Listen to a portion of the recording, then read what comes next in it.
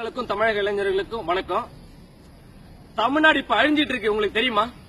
தமிழ்நாட்டை அழிச்சிட்டு இருக்காங்க, அது உங்களுக்கு தெரியுமா? இன்னும் சில பகுதிகளை அழிக்க போறாங்க, அது உங்களுக்கு தெரியுமா? 8 திசையும் கட்டி ஆண்டவன் தமிழன், தமிழ்நாட்டுக்காரன். இன்னைக்கு தமிழ்நாட்டை அழிக்க போறாங்க. இது யாருக்கும் இன்னும் வெளியே தெரியாம இருக்கு. சில பேர் தெரிஞ்சு போராட வரமாட்டீங்க. ஆந்திராவில் 4 இடத்துல அனுமதிச்சிருக்காங்க ஹைட்ரோ கார்பன் திட்டம், மீத்தேன் திட்டம் நிறைவேற்றுறதுக்கு. குஜராத்ல 5 இடம், ராஜஸ்தான்ல 2 இடம். டெல்லியில என்ன செயல்படுத்த முடியல. அவன் முதல்வர் மக்களை வாழ வைக்கிறான். அங்க முதல்வர் மக்கள் மேல அன்பு, ஒரு பாசத்தோட இருக்காங்க. மக்கள் வாழணும்னு நினைக்கிறாங்க. தமிழ்நாட்டில் எத்தனை இடம் தெரியுங்களா? 32 மாவட்டங்கள் கொண்ட தமிழ்நாட்டில் 31 இடத்தை அனுமதிச்சிருக்காங்க ஹைட்ரோ கார்பன் திட்டம், மீத்தேன் திட்டத்தை. இந்த திட்டம் எங்க தெரியுமா? விவசாய நிலத்துல. மற்ற மாநிலங்கள்லாம் குஜராத், ஆந்திரா, ராஜஸ்தான், இதெல்லாம் எங்க மக்களுக்கு பாதிப்பு ஏற்படுத்தாம மக்கள் வசிப்பிடத்துக்கு மிக தொலைவில். ஆனா தமிழ்நாட்டில் மக்கள் வசிக்க கூட கிராமங்கள்ல விளைநிலங்கள்ல ஆரம்பிச்சிருக்காங்க. இதனால எவ்வளவு பெரிய பாதிப்பு ஏற்படும் தெரியுமா?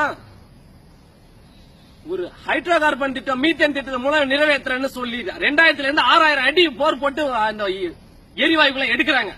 அந்த எரிவாயு குழாய்கள் சரியா பராமரிக்க முடியாம வெடிச்சு எத்தனை உயிர்கள் போயிருக்கு தெரியுங்களா? வெளிநாடுகள்ல. ஏன் நம்ம நாட்டில் அது மாதிரி நடந்திருக்கு.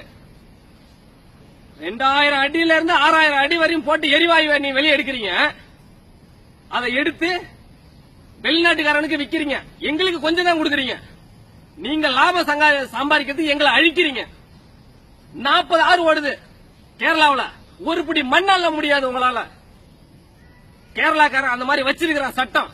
தமிழ்நாட்டுக்காரன் இருக்கக்கூடிய கனிம வளம், ஆற்று மணல், கிரானைட் எல்லாத்தையும் கொள்ளடிச்சு வித்துறான். இப்ப ஆற்று மணல்ல கொள்ளையடிச்சு கேரளா, கர்நாடகா, ஆந்திரா எல்லாத்துக்கும் அணைக்கட்ட கொடுக்கறான். அவன் நமக்கு தண்ணி கொடுக்க மாட்டான். நெய்வேலி நிலக்கரி சுரங்கம் ஆரம்பிச்சதுல இருந்து இன்னைய வரை 22 கிராமங்கள் அழிக்கப்பட்டிருக்கு. எத்தனை பேருக்கு தெரியும்? 35% மின்சாரம் மட்டும்தான் தமிழ்நாட்டுக்கு. 65% மின்சாரம் கேரளா, கர்நாடகா, ஆந்திராவுக்கு போயிட்டு இருக்கு. ஆனா அவன் நமக்கு தண்ணி தரல. ஆனா நம்ம கரண்ட் தந்துட்டு இருக்கோம். கேட்க முடியாது, கேட்டா அடிப்பான்.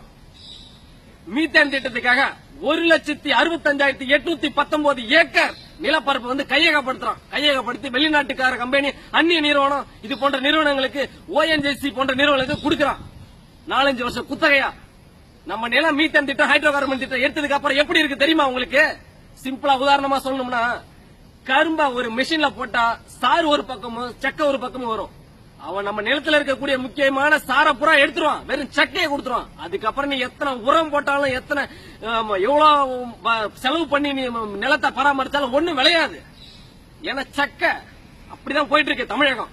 8 திசையும் கட்டி ஆண்ட தமிழ் இன்னைக்கு அழிவு நோக்கி போயிட்டு இருக்கான். கேட்க ஆள் இல்ல. இந்த அரசியல்வாதி, இந்த அரசியல் எதுவுமே சரியில்லை. மத்த மாநில முதல்வர்கள் மக்கள் நல்லா இருக்கும் நினைக்கும் போது தமிழக அரசியல் ஏன் நினைக்க மாட்டான்? 3200 மதுக்கடைகள் மூடப்பட்டதை அதை திறக்கிறதுக்கு தமிழக அரசு முன்வர போது ஏன் விவசாயிகளை பாதுகாக்கவும், விவசாய நிலங்களை கையகப்படுத்துறாங்களே, அதுக்கு போராடுறாங்களே, ஏன் முன்வர மாட்டேங்குது? ஏன் நீங்களே வாரி கொடுக்கறீங்க? தமிழக மக்களை காக்க வைங்க, தமிழக மக்களை நீங்களே அழிக்கிறீங்க. மத்திய அரசும் மாநில அரசும் சேர்ந்து தமிழ்நாட்டை அழிக்குது. மற்ற மாநிலங்கள்லாம் 4 இடம் 5 இடம் ஹைட்ரோ கார்பன் திட்டத்தையும் மீத்தேன் திட்டத்தையும் எடுக்க அனுமதிச்சுட்டு 32 மாவட்டம் கொண்ட தமிழ்நாட்டில் 31 இடத்தை அனுமதிக்கிறீங்கன்னா அப்ப தமிழ்நாட்டை அழிக்கதானே? Make in India, digital India, தூய்மை இந்தியான்னு சொல்றீங்க. இத்தனை இந்தியா வச்சு 800 துறைமுகத்தில் கப்பல் விபத்து ஏற்பட்டது. என்ன பண்ணீங்க? ஒரு இயந்திரத்து மூலமா என்ன படலங்களை அகற்ற முடிஞ்சது அவங்களால? முடியல. பக்கெட் வச்சீங்க. தண்ணியில் மேல இருக்கக்கூடிய எண்ணெயவே உங்களால பாதுகாக்க எடுக்க முடியல இயந்திரத்து மூலம். எரிவாயு குழாய் வெடிச்சதுன்னா சுத்துப்பட்டு கிராமங்களும் தமிழ்நாடே அழிஞ்சு போகும். சுத்தி புல் புண்டு கூட முளைக்காம போயிடும். என் நிலத்துல வேணாம், என் நிலத்துல எடுக்காத அப்படின்னு போராடக்கூடிய தமிழ்நாட்டு மக்களை அரசியல்வாதி, மத்திய அரசும் மாநில அரசும் காவல்துறையை வச்சு அடிக்கிறாங்க. காவல் தெய்வம்னா என்னங்க? கருப்பு சாமி, ஐயனார், வீரனார், முனீஸ்வரன், சுடலமாடம் எல்லாம் காவல் தெய்வம். காவல் தெய்வம் நம்மளை காக்கும்னு நினைச்சு மக்கள் கும்பிடுறாங்க. காவல்துறைனா என்ன? காவல்துறைனா மக்களை காக்கணும், நம்மளுக்கு பாதுகாப்பா இருக்கணும். நம்ம வரி பணத்தை வாங்கிட்டு நம்மளே அடிக்கிறாங்க. அரசியல்வாதிக்கு சொம்படிச்சு நீங்க அப்படியே தலையை குனிஞ்சிட்டு தான் போயிட்டு இருக்கீங்க. விவசாய மக்கள் வாழ்றதுக்காக விவசாய நிலத்தை கையகப்படுத்தி அவனுங்க எரிவாயு குழாய் அமைக்கிறாங்கன்னு போராடுறாங்க. சமீபத்தில் கதிரமங்கலத்தில் அந்த எரிவாயு குழாய் வெடித்து எண்ணெய் படலங்கள் குடிநீரிலையும் விவசாய நிலங்களையும் பாதிச்சிச்சு. யாருக்கும் தெரியாதவன் இல்ல, எல்லாருக்கும் தெரியும். போராட முன் வர மாட்டீங்க. இன்னைக்கு தஞ்சை மாவட்டம், நாளைக்கு கடலூர், அடுத்தது தமிழகமே. உயிர் மிஞ்சுமா? தமிழ்நாட்டுல உயிர்கள் மிஞ்சுமா? எனக்கு என்ன நீங்க போயிட்டீங்கன்னா கடைசியா உயிரே இருக்காது. அகதிகள் மாதிரி நம்ம அண்டை மாநிலங்கள தான் போய் வாழணும். 1960 சோமாலியா மிகப்பெரிய விவசாய நாடு. மீத்தேன் திட்டம், ஹைட்ரோ கார்பன் திட்டம் மூலமா எல்லாத்தையும் அந்த நாட்டுல செலுத்தி வெளிநாட்டுக்காரங்க கம்பெனி அந்த நாட்டு அரசியல்வாதிகள் கைக்குள்ள போட்டுட்டு அந்த ஹைட்ரோ கார்பன் திட்டம், மீத்தேன் திட்டத்து மூலம் அங்க எடுக்கிறன்னு போய் அந்த விவசாய நிலத்தை அழிச்சிட்டாங்க. இன்னைக்கு அந்த விவசாய நிலத்துல வெறும் புல் பூண்டு கூட முளைக்கல. அதே மாதிரி நிலைதான் தமிழகத்துக்கு வரப்போகுது. அது உங்களுக்கு பல பேருக்கு தெரிஞ்சு நீங்க போராடம் வர மாட்டீங்க, பல பேருக்கு தெரியல. அதுதான் வேதனைக்குரிய ஒண்ணு. காவல்துறையிட்ட ஒண்ணு கேட்டுக்கிறேன். போராட்டத்தில் கலந்துக்கூடிய ஆம்பளைங்களை கைது பண்ணி உள்ள தள்ளிடுறீங்க. பெண்கள், முதியவர்கள், குழந்தைகள் பார்க்காம தடியடி நடத்துறீங்க. ஒரு வயசான அம்மாவை 2 காவல்துறை ஆளு அடிக்கிறாங்க. ஐயா, வயசான அம்மா. சரி, அடிச்சுட்டு நீங்க என்ன திம்பீங்க? சோறு தானே திம்பீங்க. அந்த சோறை யாரு விளைவிக்கிறா? அந்த அரிசியை யாரு விளைவிக்கிறா? ஒரு விவசாயி. சொந்த நிலத்துல சொந்த விவசாய ஓட விட்டு அடிக்கிற காவல்துறை சோறு தானே திங்குது, வயிற்றுக்கு வைக்கலாம் திங்கிறீங்க. சிந்திச்சு பாருங்க. அந்த போராட்ட காலத்துல உங்க அம்மாவோ, உங்க அப்பாவோ, உங்க பொண்டாட்டியோ, மாமனோ, மச்சானோ, அக்காவோ, தங்கச்சோ யாராவது இருந்தா இந்த மாதிரி அடிப்பீங்களா நீங்க? என்னையா, காவல்துறைக்கு ஒரு சட்டம், பொதுமக்களுக்கு ஒரு சட்டமா? அடிக்கிறதுக்கு அனைத்து பாதுகாப்பு சாதனங்களும் அணிஞ்சிட்டு வந்து அடிக்கிறீங்க. அவன் தெரிஞ்சுதான் ஓடிட்டு இருக்கான், திருப்பி அடிக்கல. அவன் உரிமையாதான் கேட்கறான். விவசாயிகளுக்கு தண்ணியை கொடு, விவசாய நிலத்தை விட்டுடு, அததான் கேட்கிறான். விவசாயி எல்லாத்துக்கும் சோறு போடுறவன். சுயநலமா வாழாத ஒரே மனிதா யாருன்னா விவசாயி தான். ஊழல் பண்ணாம வாழக்கூடிய ஒரு மனிதா யாருன்னா விவசாயி தான். மத்திய அரசும் மாநில அரசும் சேர்ந்து இன்னைக்கு விவசாயியை கொன்னுட்டு இருக்கிறான்.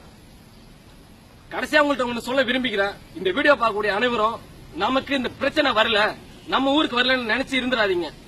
நான் முன்னாடி சொன்ன மாதிரி தான் இன்னைக்கு தஞ்சை மாவட்டம், நாளை கடலூர் மாவட்டம், அடுத்து ஒட்டுமொத்த தமிழகமே நம்ம எல்லாம் கையேந்தி நிக்கணும். அடுத்த மாநிலத்துக்கிட்டயும் அடுத்த நாட்டுக்காரன்ட்டையும் 3200 மதுக்கடையை தேடக்கூடிய தமிழக அரசு மக்களுக்கு நல்ல வாழ்வாதாரத்தை தேட மாட்டேங்குது.